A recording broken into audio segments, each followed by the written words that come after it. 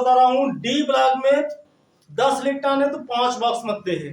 F वाले में 14 electron होगा तो 7 बॉक्स कंसीडर किया जाएगा। पी वाले में 6 इलेक्ट्रॉन है तो 3 बॉक्स कंसीडर किया जाएगा। ऐसे एस वाले में 2 ही इलेक्ट्रॉन होते हैं अधिकतम, तो यहाँ पर 2 बॉक्स जो है कंसीडर किया जाएगा। जैसे यहाँ पर थोड़ा सा नोटिस करो, यहाँ पर देखिए 3D1, लास्ट वाले में थोड़ा सा समझिए 3D1 क्या है? अयुग्मित इलेक्ट्रॉन है, अर्थात ये जोड़े में नहीं है। तो जहां पर अनयुग्मित इलेक्ट्रॉन होगा वह एलिमेंट आपका अनचुंबकीय एलिमेंट कहलाएंगे। ध्यान देना, जहां पर अयुग्मित इलेक्ट्रॉन हो गया था, जिस पर इलेक्ट्रॉन का पेयरिंग नहीं होगा, जोड़ा नहीं बनेगा, वहां पर जो एलिमेंट होगा, जो एलिमेंट आपका आएगा वो आपका अयुग्मित इलेक्ट्रॉन कहलाएगा। अयुग्मित इलेक्ट्रॉन है अणुचुंबकीय एलिमेंट कहलाएगा। ठीक है, अणुचुंबकीय जहां पर पेयर नहीं बनेगा, अर्थात जो जोड़े में नहीं होगा, अयुग्मित होगा, उस एलिमेंट को या उस तत्व को हम अणुचुंबकीय तत्व कहते हैं। जैसे यहाँ पर लिखिए 1 ही इलेक्ट्रॉन है, पेयर नहीं बन रहा है, तो जाहिर सी बात अगर पेयर नहीं बन रहा है तो इसके एंडियम क्या होगा? अणुचुंबकीय एलिमेंट होगा। डी वाले में देखिए पेयर बनेगा, 2 इलेक्ट्रॉन है यहाँ पर, तो भैया जब ये पेयर बनेगा तो ये क्या होगा? अणुचुंबकीय नहीं होगा। अगर अणुचुंबकीय नहीं होगा तो प्रतिचुंबकीय होगा। ठीक है, अब आगे समझिए, यहाँ पर वेनेडियम देखिए 3D क्या है? 3 है, अर्थात यहाँ पर भी अनपेयर इलेक्ट्रॉन है, मतलब अयुग्मित इलेक्ट्रॉन है। अगर 3 बॉक्स बनाओगे तो 21 इलेक्ट्रॉन तो भरोगे। देखिए डी के लिए यहाँ पर मैं एक दिखा देता हूँ, जैसे ये वाला डी वाला बॉक्स बनाया। अब मैंने कहा डी वाले में भैया 10 इलेक्ट्रॉन है, तो 10 इलेक्ट्रॉन का आधा कितना होगा? 5 बॉक्स बनेंगे यहाँ पे। देखिए 1 2 3 4 एंड 5। और देखिए बॉक्स में जो है एक एक करके इलेक्ट्रॉन फिलअप होगा, इकट्ठे नहीं फिलअप होगा, एक एक करके पहले पूरे में फिलअप हो जाएगा। जब पूरा बॉक्स फिलअप हो जाएगा तो फिर दोबारा रिपीट होगा, लेकिन इकट्ठे जो है कभी भी ये ब्लॉक में फिलअप नहीं होगा। अब देखिए कभी ब्लॉक्स में देखिए 3 है तो एक इलेक्ट्रॉन ये फिलअप हुआ, एक ये हुआ, ये हुआ, ये सब क्या है? अनपेयर इलेक्ट्रॉन ही तो है, अर्थात अयुग्मित इलेक्ट्रॉन है। मतलब हम कह सकता हूं जो वेनेडियम है ये क्या है? अणुचुंबकीय एलिमेंट है। ऐसे देख लीजिए जहां जहां पर जो है अयुग्मित इलेक्ट्रॉन आएंगे वे सब जो होंगे अणुचुंबकीय एलिमेंट कहलाएंगे। ठीक है, और एक कंडीशन क्वेश्चन और भी पूछा जाता है कि डी ब्लॉक के एलिमेंट कलरफुल क्यों होते हैं, रंगीन क्यों होते हैं? तो इसको भी थोड़ा सा सुन लीजिए। देखिए डी ब्लॉक के तत्व एक ही इसका आप कह सकते हो डी ब्लॉक के तत्व रंगीन क्यों होते हैं? तो इसके लिए आप कह सकते हो डी ब्लॉक के तत्व रंगीन इसलिए होते हैं क्योंकि वो अनपेयर इलेक्ट्रॉन होते हैं, मतलब वो अयुग्मित इलेक्ट्रॉन होते हैं। अब अयुग्मित इलेक्ट्रॉन कहते क्या है? तो आप एक लाइन में कह सकते हो अयुग्मित इलेक्ट्रॉन क्या करेंगे? जब इन पर प्रकाश पड़ता है ये प्रकाश को क्या करते हैं? अवशोषित कर लेते हैं।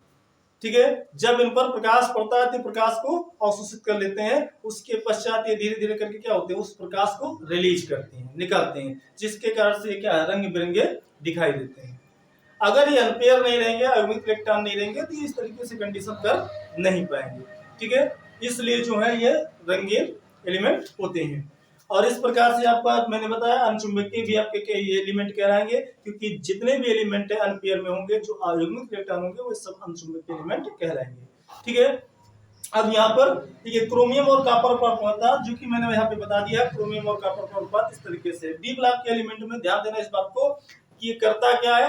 ये आधे से कम पर राजी नहीं होता, ना तो पूरे से कम पर राजी होता है। ऐसे इसके आगे वाला टॉपिक देख लीजिए, इसके आगे वाला भी इलेक्ट्रॉनिक कॉन्फ़िगरेशन में करवा देता हूं।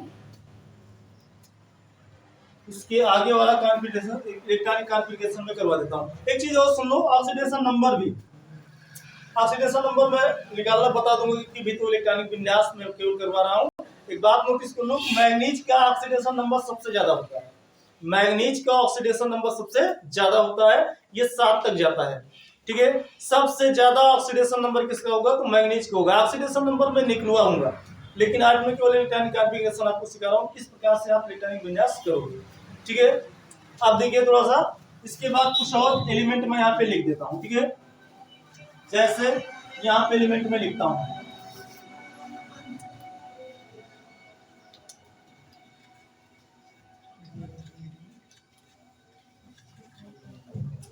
जैसे अगला है यारी जरा निभाना। ध्यान देना, यारी जरा निभाना मत। रुकना, मत रुकना पर आगे चढ़ना, यारी जरा निभाना, मत रुकना पर आगे चढ़ना। ठीक है, अब देखिए ये क्या है, इटरियम है। क्या है, इटरियम, यहां लिख देता हूं नाम, इटरियम होगा। ये क्या है, जर्कोनियम है, जर्कोनियम है। ये क्या है, नियोबियम है, नियोबियम है, नियोबियम होगा। ये क्या है, मॉलवेडम है, मॉलवेडम, मॉलवेडम। ये क्या है, टेक्नीशियम है, टेक्नीशियम। ये है रुथानियम, रुथानियम, रुथानियम। ये क्या है, रोहेडियम। ये आपका है पैलेडियम। ये अर्जेंटेड है या सिल्वर ही लिख देता हूं, सिल्वर। अर्जेंटेड भी आप लिख सकते हो, लिखना चाहो तो। ये आपका कैडमियम, कैडमियम। इस प्रकार से मैंने एलिमेंट का नाम लिखा। ठीक है, अब इसका देखिए, इसका एटॉमिक नंबर क्या होगा, तो एटॉमिक नंबर यहाँ पे लिखता हूँ 39 से प्रारंभ होगा। ये 39, 40, 41, 42, 43, 44, 45, 46, 47 एंड 48। यहाँ पर ये सब मैंने क्या लिखा है, एटॉमिक नंबर लिखा है, एटॉमिक नंबर लिख दिया है। ठीक है, yttrium, zirconium, niobium, molybdenum, technetium, ruthenium, rhodium, palladium, silver, cadmium. यहाँ पर भी अपवाद है, लेकिन मैं इलेक्ट्रॉनिक विन्यास अभी कर रहा हूँ, यहाँ पर कुछ ज्यादा एलिमेंट पर जो है अपवाद है। ठीक है, देखिए जैसे यहाँ पे फोकस करना, 1s2, 2s2, 2p6, 1s2, 2s2, 2p6, 3s2, 3p6, 4s2, 4s2, इसके बाद आपका आएगा 3d10, 3d10। इसके बाद आपका आएगा 4p6, 4p6। इसके बाद आएगा 5s2। इसके बाद आएगा आपका 4d। अब एक बार चेक कर लो है कितने इलेक्ट्रॉन, 39। यहाँ पे देखिए 2 2 4 6 4 10, 2 12, 6 18, 2 20, 10 30, 30 6 36, 36 2 38, 38, 38 और 38 1 39, मतलब 1 इलेक्ट्रॉन यहाँ पे जाएगा। ठीक है, अब आगे देखिए जर्कोनियम का। अब तो आप लिख सकते हो 1s2, 2s2, 2p6, 3s2, 3p6, 4s2, 3d10, 4p6, 5s2, 4d2।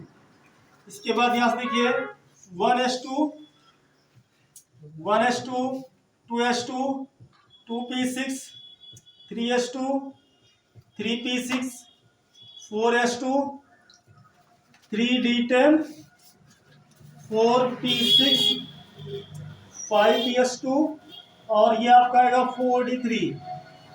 यहाँ पे देखिए मैं लिखता हूँ 1s2, 2s2, 2p6, 3s2, 3p6, 4s2, 3d10।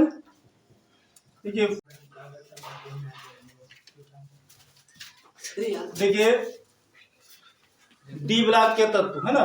ठीक है, डी ब्लॉक के एलिमेंट के बारे में जो है पूरा टेबल देखिए, एस ब्लॉक, पी ब्लॉक और डी ब्लॉक के बारे में हम बता चुके हैं। आज थोड़ा सा इनका हम इलेक्ट्रॉनिक कॉन्फ़िगरेशन देखेंगे, इलेक्ट्रॉनिक विन्यास, और थोड़ा सा सीखने का प्रयास करेंगे इसके बारे में कि एलिमेंट दरअसल है क्या चीज।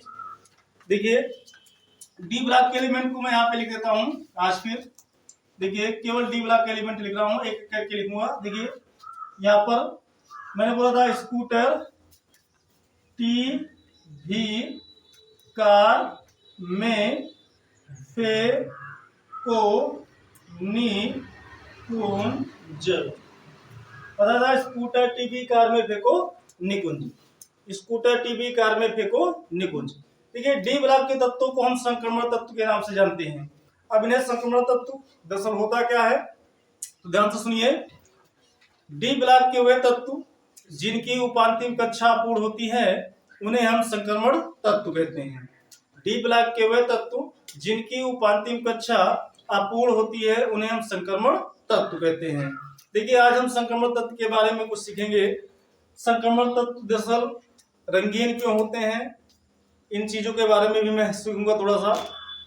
देखिए जैसे मैंने भी यहाँ पे लिखा, स्कूटर टीवी कार में फेंको निकुंज, अर्थात ये हमारे पास स्कैंडियम है, ये टाइटेनियम है, ये वेनेडियम है, ये क्रोमियम है, ये मैग्नीज होगा, ये फेरस है, ये कोबाल्ट है, ये निकिल है, ये कॉपर है, ये जिंक है। यहाँ पे नाम भी मैं लिख देता हूँ इसका। देखिए स्कैंडियम है, स्कैंडियम है, ये टाइटेनियम है, स्कैंडियम है, टाइटेनियम है, ये वेनेडियम है, वेनेडियम है, और ये क्रोमियम है, ये क्रोमियम है, ये मैग्नीज है, ये आपका मैग्नीज होगा, ये आपका फेरस होगा, ये आपका कोबाल्ट है, कोबाल्ट है, ये निकिल है, ये आपका निकिल होगा, ये आपका क्यूप्रस अर्थात कॉपर है, इसे हम जिंक कहेंगे, जेडियन आपका जिंक है।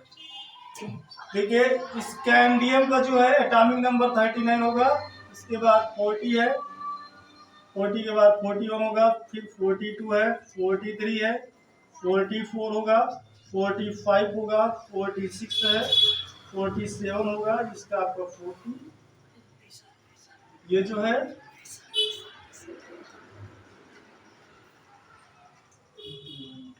ये 21 होगा, सॉरी ये आपका जो होगा 21,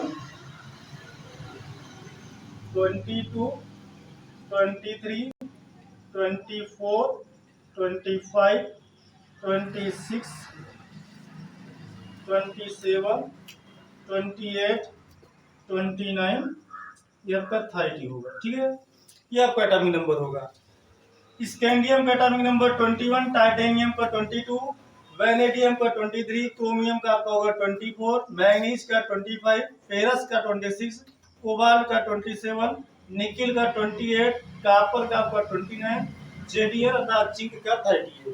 देखिए इसमें दो एलिमेंट पर अपवाद है, एक क्रोमियम पर दूसरा कॉपर पर। दो एलिमेंट पर आपका अपवाद होगा, एक है क्रोमियम दूसरा कॉपर पर। ठीक है, डी ब्लॉक का जो है इनका जब आप इलेक्ट्रॉनिक विन्यास करते हो तो ये आधे से, देखिए डी ब्लॉक में अधिकतम इलेक्ट्रॉनों की संख्या कितनी आनी चाहिए, 10। डी ब्लॉक में जो है अधिकतम इलेक्ट्रॉनों की संख्या 10 होनी चाहिए, 10 इलेक्ट्रॉन आने चाहिए कंपल्स, है ना। अगर 10 इलेक्ट्रॉन आते हैं, लेकिन इसका कुछ रूल भी है, उसको थोड़ा सा समझ लीजिए। ये क्या करते हैं यहाँ पे, कभी कभी क्या करते हैं कि आधे से एक कम पर ये राजी नहीं होते हैं, और ना तो पूरे से एक कम पर। कभी कभी ये भी करते हैं कि आधे से एक ज्यादा पर भी राजी नहीं होते हैं। ठीक है, जैसे हम इनका इलेक्ट्रॉनिक विन्यास करना हम शुरू करते हैं, मैं आपको बताऊंगा कि कहाँ कहाँ पर यहाँ पे अपवाद बन रहा है। ठीक है, जैसे आप बाउ रूल मैंने सिखाया था, आप बाउ रूल को आप इस तरीके से मैंने कहा था आप लर्न कर लीजिए। मैंने कहा था SPDF, मैंने कहा 4 ब्लॉक आपको बताया था।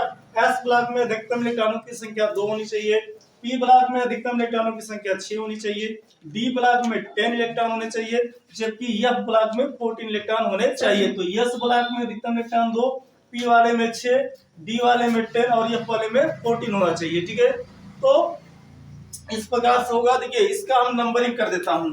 देखिए जैसे इसमें मैंने यहाँ पे लिख दिया 2 इलेक्ट्रॉन अधिकतम होने चाहिए एस ब्लॉक में, पी वाले में 6 आने चाहिए, डी वाले में मैंने कहा 10 होना चाहिए, जबकि एफ वाले में 14 इलेक्ट्रॉन होने चाहिए। अब यहाँ पे थोड़ा सा आप लोगों को नोटिस करना है। देखिए अगर हम इसका नंबरिंग करें तो 1, 2, 3, 4 इस प्रकार से हम इसका नंबरिंग कर सकते हैं। अब जिसको लिखना है एक बार उनको डबल बारी में लिखना है। ठीक है, और एक बार आगे की तरफ चलेंगे, एक बार पीछे की तरफ चलना है। देखिए कैसे लिखूंगा, एस को डबल बार लिखूंगा, पी को पी लिखा, इसके बाद एस लिख दिया, फिर पी लिखा, इसके बाद एस लिखा, 2 बार लिखना अभी। पी डी लिखा, इसके बाद पी लिखा, इसके बाद एस लिखा, इसके बाद फिर देखिए डी लिखा, पी लिखा, इसके बाद एस। अब एफ पर आता हूँ तो एफ लिखा, इसके बाद डी, इसके बाद पी, इसके बाद एस। इस प्रकार से 2 बार मैंने यहाँ पर रिटर्न कर दिया। अब देखिए यस ब्लॉक प्रारंभ कहाँ से है, 1 से है, इसका नंबरिंग कर दो। देखिए 1 2 3 4 5, ये आपका 6 हो जाएगा, ये आपका 7 हो जाएगा। पी वाला कहाँ से स्टार्ट, 2 से, तो देखिए 2 होगा ये, इसके बाद 3 होगा, 4 होगा आपका, ये 5 हो जाएगा, ये आपका 6 हो जाएगा, ये आपका 5 है, ये आपका 6 हो जाएगा। PS PS DP DPS DPS F DPS, इसके बाद लिखा हूं, इसको एक बार और लिखिए, एफ डी पी, क्या लिख देता हूं, पी एस, तो 7 ये हुआ, ये 8 हो जाएगा, ठीक है। पी वाले को देखिए 5 हुआ, ये आपका 6 हुआ, इसके बाद आपका यहाँ पे है 7 होगा। इसके बाद देखिए डी 3 से स्टार्टिंग है, तो डी वाला 3 से स्टार्ट कर दीजिए, 3 होगा ये, इसके बाद 4 होगा, ये 5 होगा, ये आपका 6 हो जाएगा, और ये वाला 4 से स्टार्टिंग है, तो देखिए ये 4 हो जाएगा, और ये आपका 5 हो जाएगा। इस प्रकार से आप चाहो तो इनको आप लर्न कर सकते हो, ठीक है। 1s 2s 2p 3s 3p 4s 3d 4p 5s 4d 5p 6s 4f 5d 6p 7s 5f 6d 7p 8s। अब देखिए इसी के अकॉर्डिंग आप इसका इलेक्ट्रॉनिक कॉन्फ़िगरेशन करना प्रारंभ करिए। देखिए मैं प्रारंभ करके यहाँ पे दिखाता हूँ। देखिए स्कैंडियम का इलेक्ट्रॉनिक कॉन्फ़िगरेशन कर रहा हूँ। आपको पता होना चाहिए कि एस ब्लॉक में अधिकतम इलेक्ट्रॉन 2 आने चाहिए, पी वाले में 6, डी वाले में 10 और एफ वाले में 14। अब देखिए इसका इलेक्ट्रॉनिक कॉन्फ़िगरेशन मैं करता हूँ। जैसे 1s 2 इलेक्ट्रॉन आने चाहिए, 2s 2 इलेक्ट्रॉन आने चाहिए, इसके बाद 2p 6 इलेक्ट्रॉन होने चाहिए, इसके बाद 3s 2 इलेक्ट्रॉन, इसके बाद 3p 6 इलेक्ट्रॉन, इसके बाद 4s 2 इलेक्ट्रॉन आने चाहिए आपको, इसके बाद 3d। अब एक बार देखिए इलेक्ट्रॉन है कितने, 21 इलेक्ट्रॉन है। यहाँ पे देखिए 2 2 4 इलेक्ट्रॉन, 6 4 10, 2 12, 6 18, 2 20। अब एक इलेक्ट्रॉन आएगा, यहाँ पे 1 इलेक्ट्रॉन फिलअप होगा। ऐसे इसका अगर हम इलेक्ट्रॉनिक कॉन्फ़िगरेशन देखें तो 1s2 बनेगा, ये 2s2 बनेगा, ये 2p6 बनेगा, 3s2 आएगा, यहाँ पे 3p6 बन जाएगा आपका। इसके बाद 4s2 बनेगा, 3d2 बनेगा। फिर ऐसे यहाँ पे देखिए ये बनेगा 1s2 2s2 2p6 3s2 3p6 4s2 3d3 आएगा आपका। यहाँ पर देखिए क्रोमियम के लिए यहाँ पर नोटिस करो थोड़ा सा। देखिए 1s2 2s2 2p6 3s2 3p6 4s2 3d, यहाँ पर आ जाएगा 4। अब देखिए इसको मैं इरेज कर देता हूं, इसको मैं इरेज कर दिया।